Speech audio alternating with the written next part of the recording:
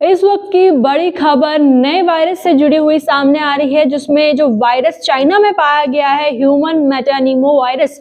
इसका जो मामला है वो चाइना से सामने आया था, जिसमें अभी तक 7 लाख से अधिक पेशेंट मरीज जो हैं वो चाइना के हॉस्पिटल में लगातार देखे जा रहे हैं। और वहां के जो हॉस्पिटल है उसमें भी सबसे ज्यादा भीड़ जो है वो इस वक्त मरीजों की देखी जा रही है। लेकिन बड़ी खबर इस वक्त बेंगलोर से सामने आ रही है और सबसे पहला भारत में ये केस आ चुका है। जी हाँ, अभी तक ऐसा बोला गया था कि ये जो केस है वो भारत में नहीं आ सकता है। अगर कोई भी मरीज इनके कांटेक्ट में आता है तो ही ये वायरस उन तक स्प्रेड हो सकता है। लेकिन 8 महीने का बच्चा, जो कि बेंगलोर से ये मामला सामने आया है कि 8 महीने के बच्चे में ये वायरस पाया गया है और जब टेस्ट किया गया तो वो टेस्ट पॉजिटिव आया। और जब उनकी हिस्ट्री देखी गई तो वो बच्चा या फिर उनके पेरेंट्स की बात करें तो उनका कोई भी ट्रैवलिंग का लिंक चाइना की तरफ नहीं सामने आया है, कोई भी ट्रैवलिंग मूवमेंट वहां पर नहीं देखी गई है। लेकिन अब सवाल ये उठता है कि 8 महीने के बच्चे को कैसे हुआ ये नया वायरस।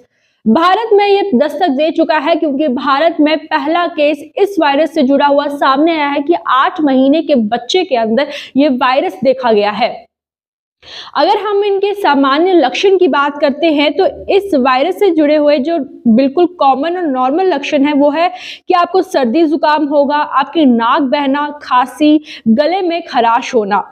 इसके साथ साथ सांस लेने में कठिनाई, घबराहट होना, सीने में जकड़नपन देखना, ये कुछ लक्षण जो है वो इस वायरस के देखे जा रहे हैं। अन्य लक्षण में आपका बुखार, थकान, भूख कम लगना, सर्दी यानी कि हेडेक से जुड़ी हुई प्रॉब्लम जो है वो लगातार अगर 1 हफ्ते कंटिन्यू रहती है तो इस वायरस का टेस्ट कराना अनिवार्य है।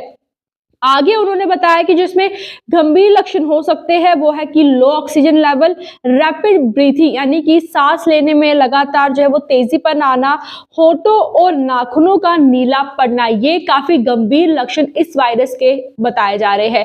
तो भारत में पहला मामला इस वायरस से जुड़ा हुआ सामने आ रहा है। इस बच्चे को ये कैसे हुआ, कैसे वायरस इस तक पहुंचा, ये बड़ा सवाल है और फिलहाल देखना ये होगा कि इस रिपोर्ट में आगे क्या सामने आता है। इस तरह से वीडियो के लिए हमारे साथ जुड़े रहिए और देखते रहिए जेके फैक्ट।